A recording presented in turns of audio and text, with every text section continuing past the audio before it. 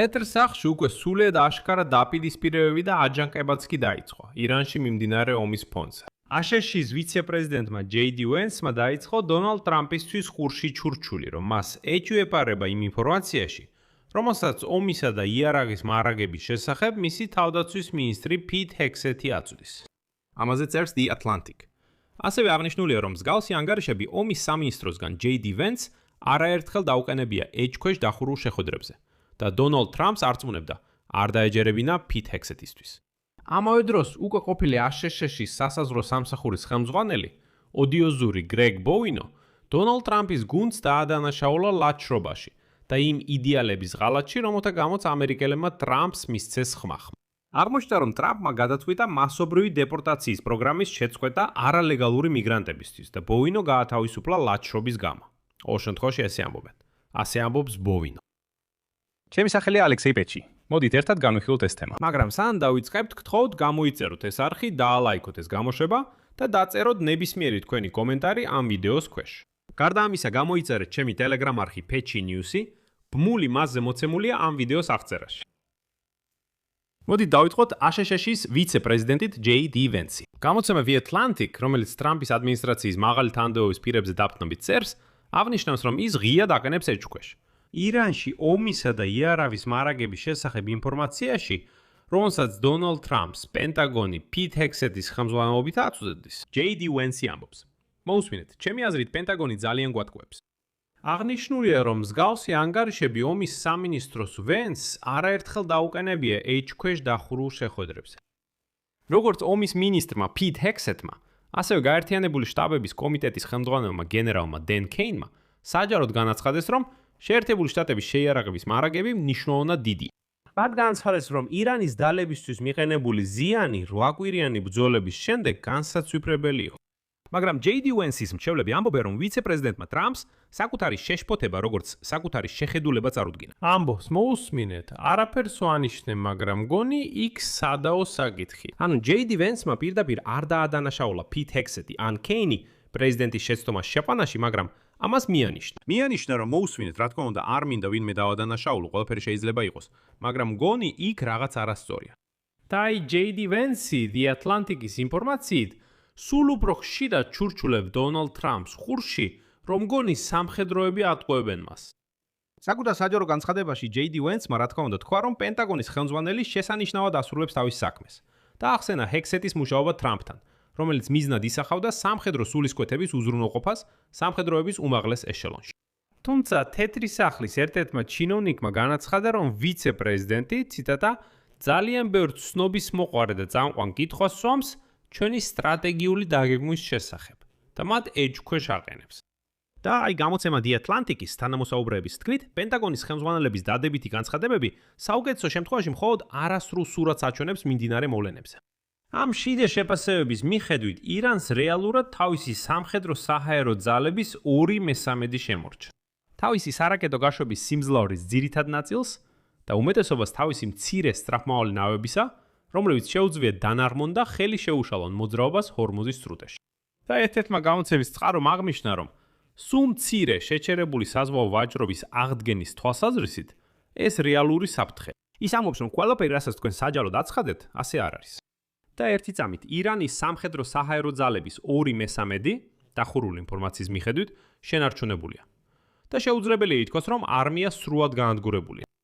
მიუხედავად იმისა, რომ მარტში პიტ ჰექსეთი ამაყობდა ამერიკელი სამხედროების სრულ კონტროლზე ირანის ცაზე, უკვე აპრილში, შეგახსენეთ, ირანულმა ჯარებმა ამერიკული გამანადგურებლები ჩამოაგდეს, რაც ინტენსიური სამაშველო ოპერაციის დაწყების მიზეზი გახდა, რომელსაც აშშ-ის ომის მინისტრმა იესო ქრისტეს აღდგომას შეადარა. გარდა ამისა, თეირანი ყოველდღიურად უფრო მეტ სარაკეტო გამშვიდ დანადგარს აბრუნებს ექსპლოდაციაში. მათგან დაახლოებით ნახევარი ხელახლა ხელმისაწვდომია 2 კვირიანი თავდაპირველი ცეცხლის შეწყვეტის შემდეგ. აი ეს. ოფიციალურმა პირებმა და საგარეო მრჩევლებმა გამოცემას აცნობეს, რომ ძირითადი იარაღის, კერძოდ ირანული რაკეტებისგან თავდაცვისთვის განკუთვნილი პატრიოტის ტიპის გადამჭერი რაკეტებისა და შეტევითი იარაღის, როგორიცაა Tomahawk-ის რაკეტები, გამოყენებამ სერიოზული დეფიციტი გამოიწვია.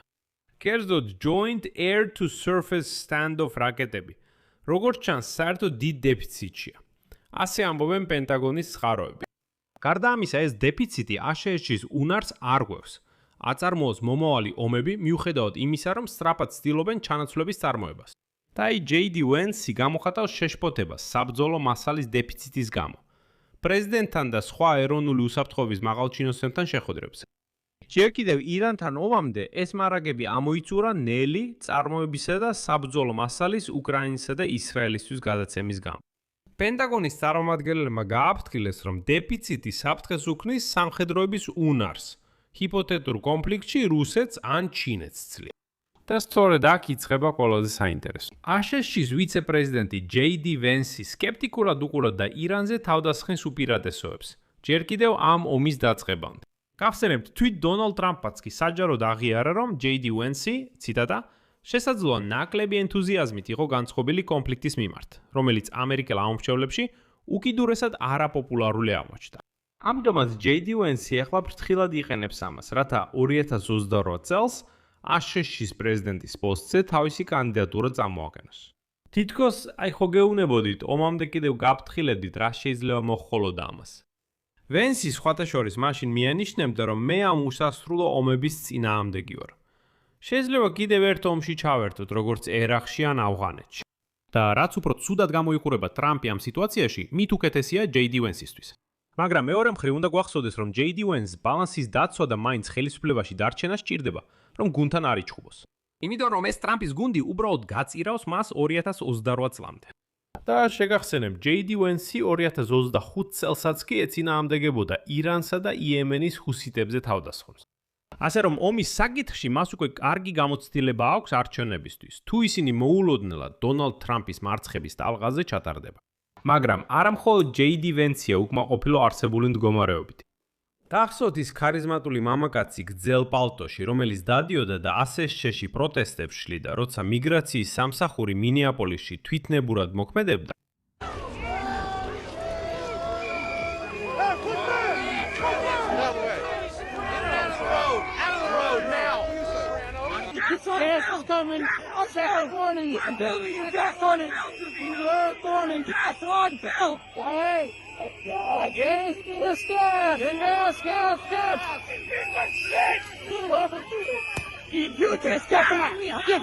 ხოდა უკვე ASEAN-ის სასაზღვრო სამსახურის ყოფილი ხელმძღვანელი გრეგ ბოუინო ტრამპის გუნდს ლაჩრობაში ადანაშაულებს.